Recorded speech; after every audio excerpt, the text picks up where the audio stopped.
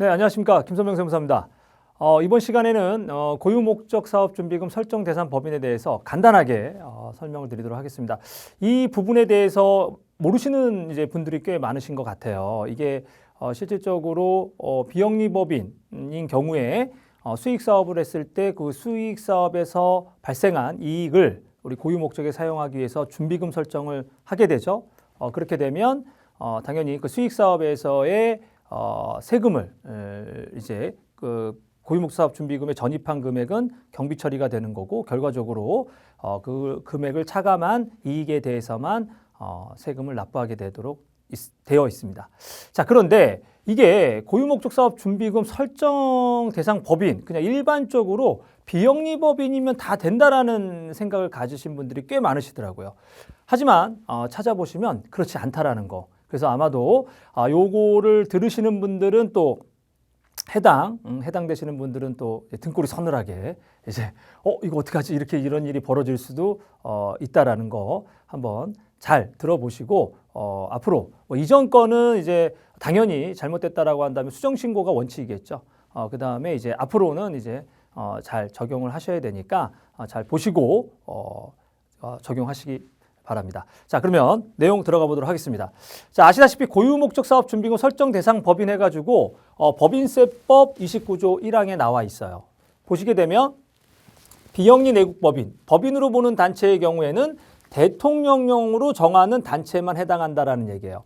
그래서 비영리 내국법인이면 다 되는 것 같지만 우리가 비영리 법인 중에는 법인으로 보는 단체도 들어간다라는 사실 알고 계시죠? 그래서 법인으로 보는 단체라고 하는 거는 결과적으로 우리가 세무서에다가 법인으로 보는 단체를 신청해서 그렇게 되면은 비영리 단체는 소득세법 적용이나 이제 법인으로 적용하는 단체로 신청하게 되면 법인세법 적용이 되는 겁니다. 자, 이럴 때 법인으로 보는 단체의 경우에 결과적으로 대통령령으로 정하는 단체는 어떤 것들이 있는지 이 부분이 이제 오늘 내용이 되겠습니다. 그래서 한번 봐보겠습니다. 자, 법인세법 시행령 56조 제1항을 보시게 되면 대통령령으로 정하는 단체 해가지고 세 가지가 나열되어 있어요. 보다시피 법 39조 1항 1호에 해당하는 단체에서 일반적으로 사회복지법인, 어린이집, 의료법인, 유치원 이런 것들이 있습니다. 요거 하나하나 살펴보셔야 됩니다. 자, 그 다음에 법령에 의해 설치된 기금이에요. 기금이 있고요. 그 다음에 세 번째가 공동주택관리법에 따른 공동주택 입주자 대표회의죠. 또는 임차인 대표회의나 이와 유사한 관리기구라는 얘기입니다. 이때 이 3번에 대한 해석을 잘 보셔야 되는데 여기 보시게 되면 결과적으로 공동주택관리법에 의한 관리 단체예요. 관리단인데 우리가 관리단에는 상가관리단도 있겠죠. 또는 오피스텔 관리단도 있을 거고요. 이러한 관리단이 여기에 들어가느냐. 공동주택관리법에 따른 거기 때문에 아까 말씀드린 상가나 오피스텔 관리단은 여기에 해당되지 않는다는 얘기입니다.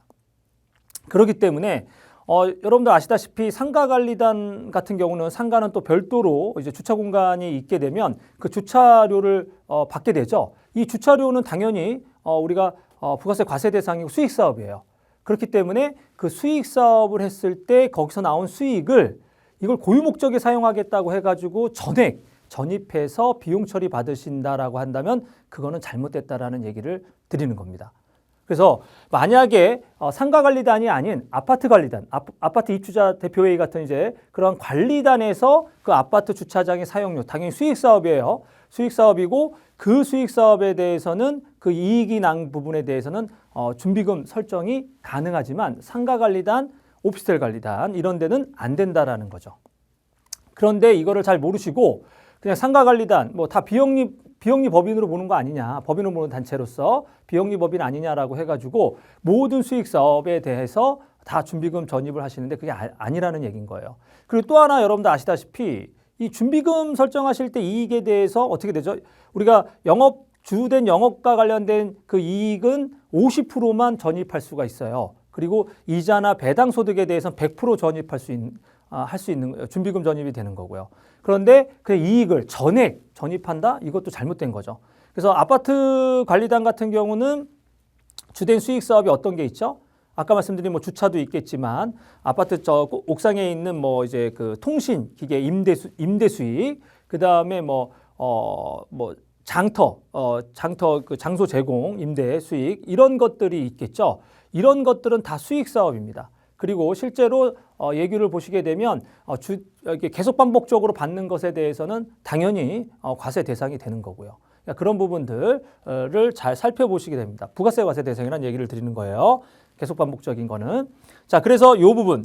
그래서 제가 이제 말씀드리는 건 따라서 법인으로 보는 단체인 주거용 오피스텔 관리단이나 상가관리단, 종중, 교회, 동창회 등 이러한 규정이 없기 때문에 고유 목적 준비금 설정할 수가 없다라는 얘기를 드리는 겁니다. 근데 이 교회도 좀 조심하셔야 될 게 있는데 여기 보시게 되면 39조 1항 1호를 들어가 보시면 이제 그 교회에 해당되는 이제 내용이 나와 있어요. 근데 이 법령을 잘 살펴보셔야 되는 게 반드시 조건이 주무관청에 등록을 요건으로 하고 있다라는 얘기입니다. 등록을 하도록 되어 있기 때문에 만약에 등록되어 있지 않다고 한다면 그 교회는 해당되지 않는다라는 얘기입니다. 이때 주무관청은 제가 알기로는 이제 문화체육관광부인가 그런 걸로 알고 있는데 어쨌든 이 주무관청 등록을 반드시 필수 요건으로 하고 있다. 그렇기 때문에 이 부분을 살펴보셔야 될 거로 보여집니다.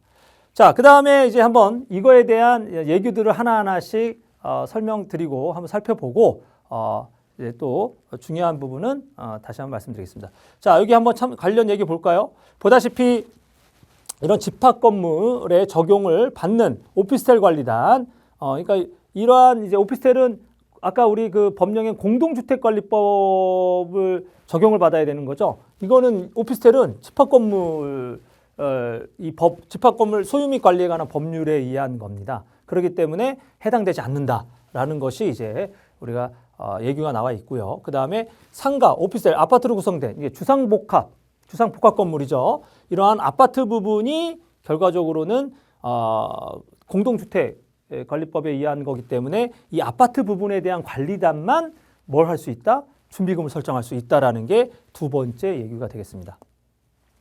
그 다음에 이제 공동주택 관리규약에 따라 고유목적 사업에 지출할 목적으로 장기수선 충당금, 관리비 차감 적립금 등으로 적립하는 경우, 그러니까 우리가 개정 과목을 달리해서 전입했다. 이것 또한 고유목적 사업 준비금으로 전입한 걸로 보겠다라는 게 이 세 번째 예규인데요. 결과적으로 개정 과목은 중요치 않다라는 얘기입니다. 고유목적 사업에 관련해서 개정 과목을 달리 적립했다고 하더라도 고유목적 사업 준비금으로 적립한 걸로 보겠다라는 게 이 세 번째 예규가 되겠죠. 그래서 특별하게 우리가 아마도 이제 그 아파트 관리단 같은 경우는 장기 수선 충당금으로 이제 그 대부분 많이 적립을 하고 있어요. 그렇기 때문에 이런 경우에는 이제 100% 적립을 한 건지 아니면 우리가 법령대로 50%만 적립한 건지 요 내용을 좀 한번 확인해 보실 필요가 있고 어찌됐든 개정 과목과는 큰 의미가 중요치 않다. 적립한 거에 대해서는 다 고유목적 사업 준비금으로 적립한 걸로 보겠다라고 하는데 요거를 이게 놓치는 경우가 있다라는 얘기입니다. 어떤 걸 놓치냐? 개정 과목을 달리하다 보니까 우리가 그 아까 말한 비율만큼 제대로 됐는지 여부를 놓칠 수 있으니까 한번 꼭 살펴보시고요. 네 번째를 보시게 되면 자, 법인으로 보는 단체 승인받은 종중은 고유목적 사업 준비금을 설정하여 송금에 계상할 수 없다라는 거죠. 자, 그래서 종중 같은 경우도 실제로 종중 같은 좀 큰 경우에는 이제 부동산 임대업 같은 경우를 많이 하고 있어요. 그러니까 보통 종중의 자산은 대부분 그 토지죠. 토지인데 이제 이 도시의 개발로 인해서 종중의 땅이 수용돼서 거기 나온 돈을 일부는 종중원들한테 분배를 하지만 그렇게 계속 분배하게 되면 이제 종중의 재산이 없어지면 종중이라는 그 단체는 유지를 못하게 되겠죠. 소멸될 거니까 물론 이제 그런 종중도 있는 걸로 알고 있습니다. 하지만 일반적인 이제 종중들은 계속 유지를 하기 위해서 그 남은 돈으로 새로운 투자를 하는 거죠. 보통은 이제 부동산 임대업을 하시게 되는데 부동산 임대업을 하게 되게 되면 거기에서 나온 수익 사업 그 부분에 대해서 우리가 종중 고유목적 사업의 준비금 설정을 보통 하는 데가 많은데 할 수가 없다라는 얘기예요. 할 수가 없다. 종중은 우리가 고유목적 사업 준비금 설정 대상 법인이 아니다. 이렇게 이해하시면 되겠습니다. 자, 그러면 걔네들은 이 고유목적 사업비로 만약에 지출했다. 그럼 이걸 뭘로 봐야 되냐? 지정기부금에 해당한다라는 얘기예요. 그래서 기부금 이제 그 한도 내 기부금 계산을 하셔가지고 나머지는 송금 인정을 못 받는다라는 얘기입니다. 그래서 꼭 조심히 하셔야겠다. 그래서 고유목적 사업 준비금 설정 대상 법인이 아니면 지정기부금으로 보셔가지고 계산을 하셔야 된다는 얘기인 거고요. 자, 마지막으로 고유목적 사업 준비금을 송금으로 산입할 수 있는 비영리 내국법인 중 법인으로 보는 단체의 경우에는 그 구체적 범위를 종교의 보급 기타 교화를 목적으로 설립하여 주무관청에 등록된 단체. 제가 아까 말씀드린 거예요. 우리 소위 아까 말씀드린 대로 여기 39조 1항 1호에 해당하는 것 중에 교회를 지칭하는 게 바로 요거거든요. 종교의 보급 기타 교화를 목적으로 설립하여 주무관청에 등록된 단체라고 되어 있습니다. 그럼 여기 보시면 뭐라고 되어 있죠? 중요한 거 주무관청에 등록을 요한다라는 얘기입니다. 그래서 이렇게 정하고 있으므로 주무관청에 등록되지 않은 단체는 고유목적 사업 준비금을 설정할 수가 없다라는 얘기입니다. 그러니까 송금 산입이 인정이 안 된다라는 얘기인 거죠. 자, 그래서 요 교회인 경우에는 반드시 등록되어 있는지 여부를 보고 보통은 이제 큰 종단 같은 경우 다 등록이 돼 있지만 그 밑에 하부 이 조그만 교회들은 등록이 대부분 안 돼 있다고 보셔야 돼요. 그렇기 때문에 그런 부분 보시고요. 그 외에 그냥 아시다시피 종중이라든가 특히 조심하셔야 될 게 상가관리단, 그다음에 오피스텔 관리단 같은 경우, 특히 오피스텔 같은 경우는 이미 예전에도 조세심판내에서도 명확하게 밝혔지만 주택법상 주택으로 보지 않습니다. 그렇기 때문에 주택이 아니기 때문에 결과적으로는 여기에도 똑같은 논리죠. 그래서 그 오피스텔의 관리단 같은 경우는 고유목적 사업 준비금을 설정할 수 있는 단체가 아니다라는 게 이제 명확하게 얘기로 나와 있다라는 사실 꼭 기억하시고 일단은 고유목적 사업 준비금 설정하고 있는 법인이 해당 법인인지 꼭 살펴보시고 진행을 하셔야 될 것 같습니다. 자, 고유목적 사업 준비금 설정 대상 법인에 대해서 강의는 여기까지 하도록 하겠습니다. 감사합니다.